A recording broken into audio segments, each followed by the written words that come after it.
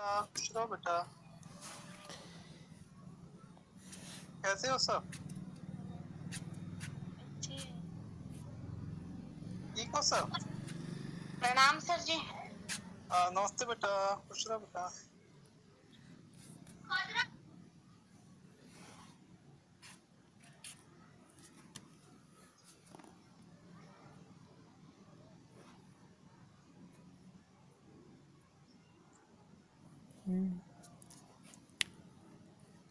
सोमेश्वरी आई?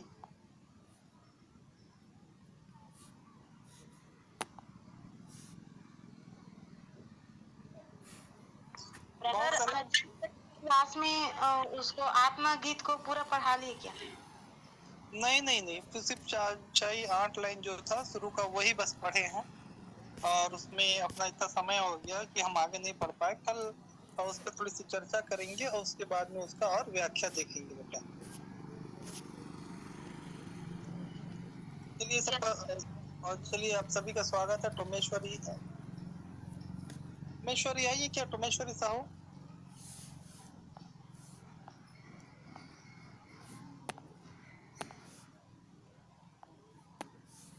चलिए अभी तक नहीं आई है वो।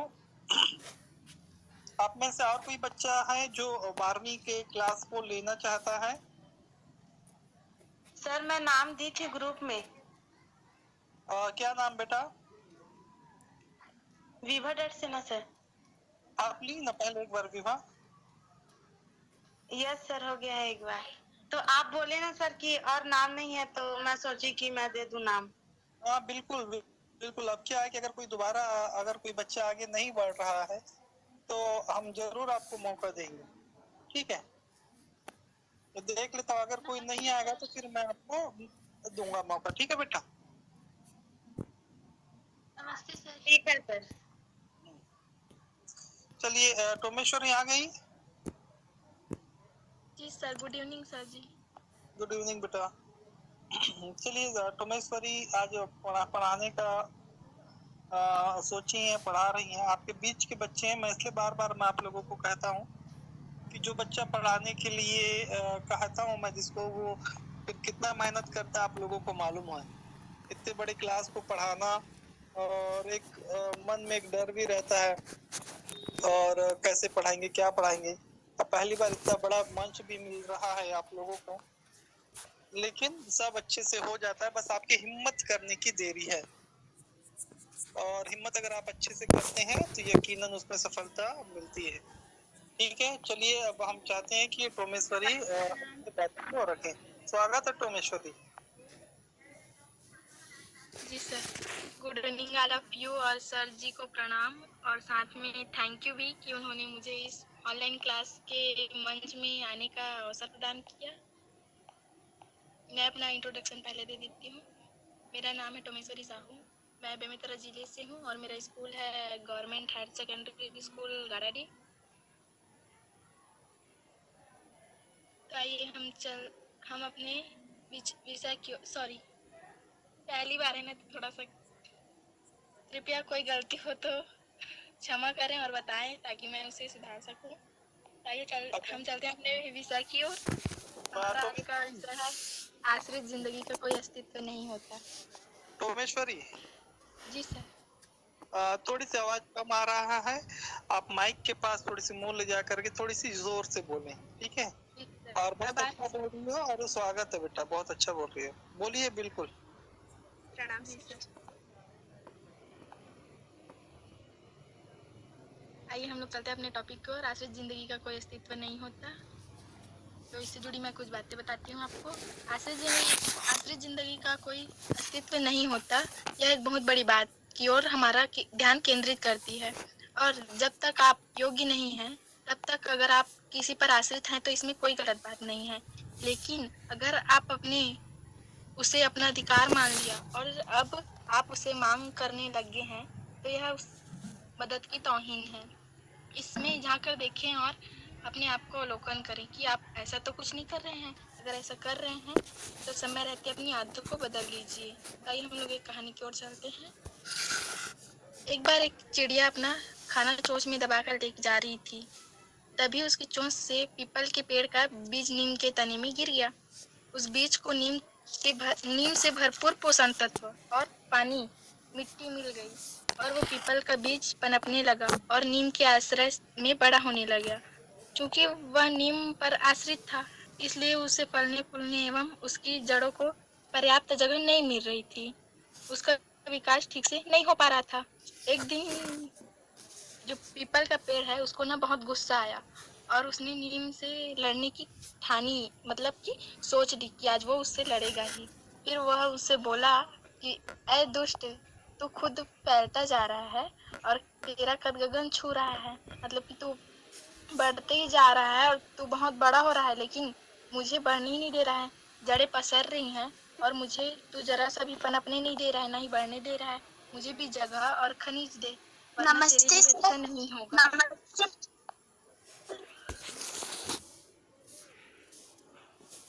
इस तरह जो पीपल का पेड़ था, नीम के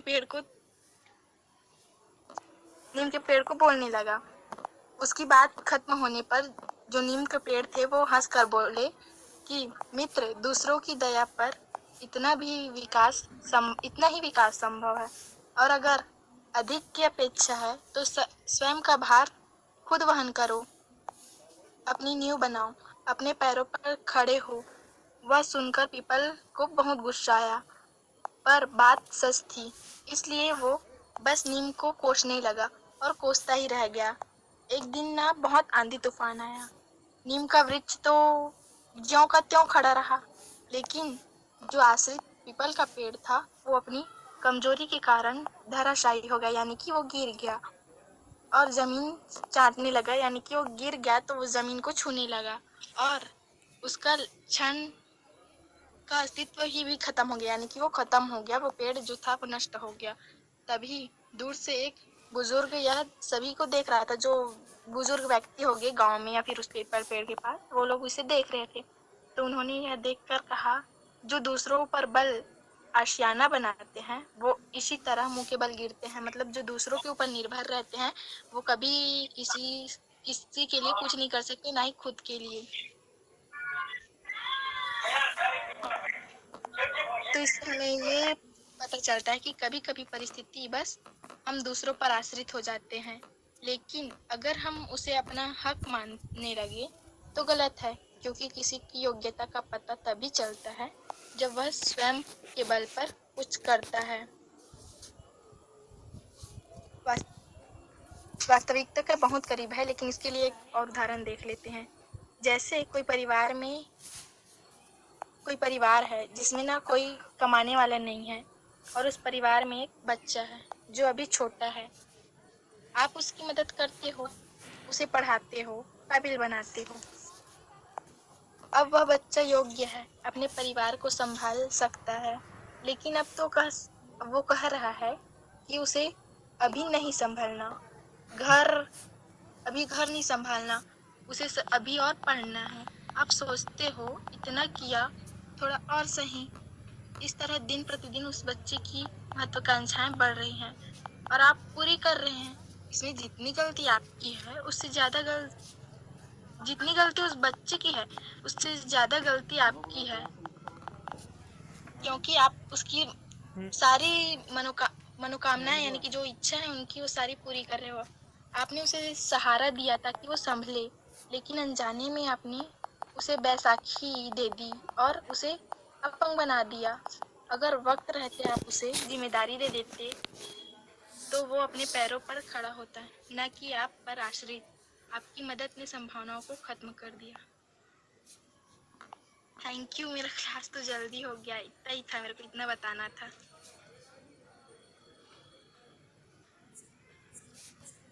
कोई बात नहीं बहन, आपने इतने समय में भी बहुत अच्छा बताया। बहुत बहुत धन्यवाद आपका। कुछ बता दिया, बहुत बहुत धन्यवाद बहन। परमेश्वरी बहुत अच्छी कहानी बताई।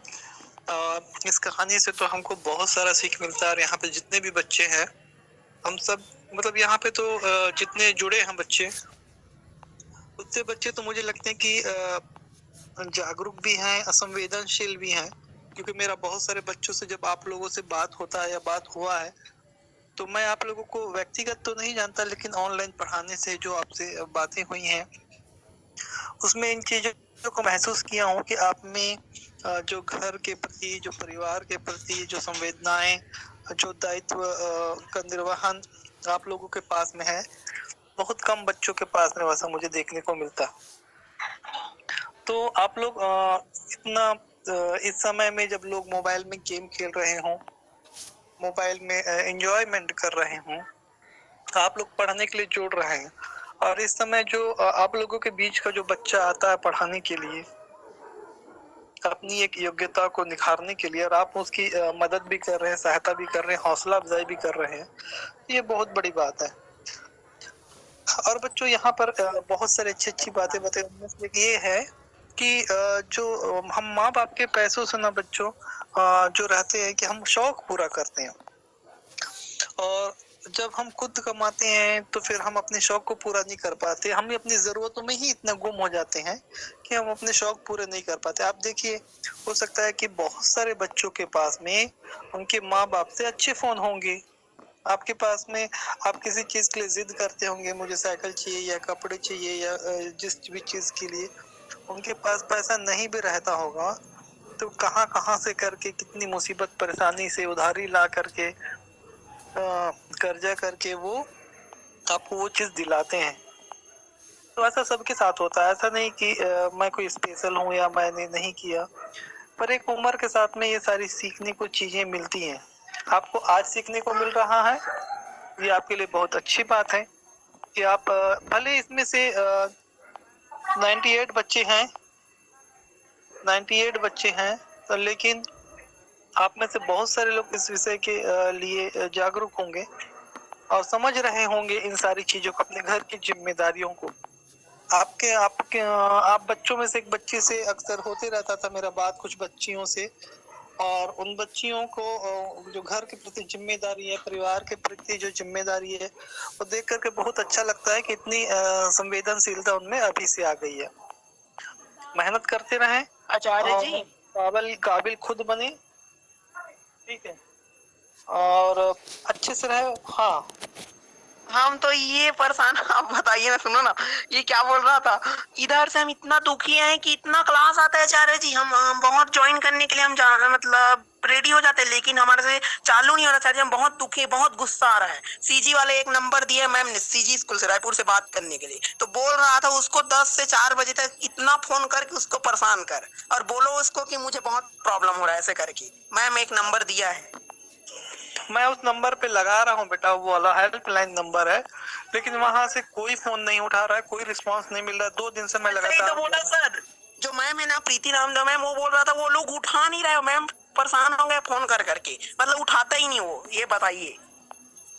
नहीं, क्या हुआ है नारायण कि लोग अब क्या होता है कि एक काम को करके छोड़ दिए तो छोड़ दिए, तो हमको ऐसा करना चाहिए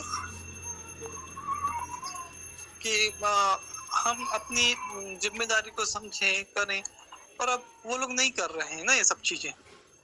सर ये पूछिए तो, इसमें जितने भी बच्चे ज्वाइन, मतलब भाई बहन ज्वाइन हुए, सभी से सीजी से होता है, मेरे से भी सिर्फ ऐसा लगता है जैसे जितना क्लास में करते हैं सभी से होता है, मेरे से ही होता है।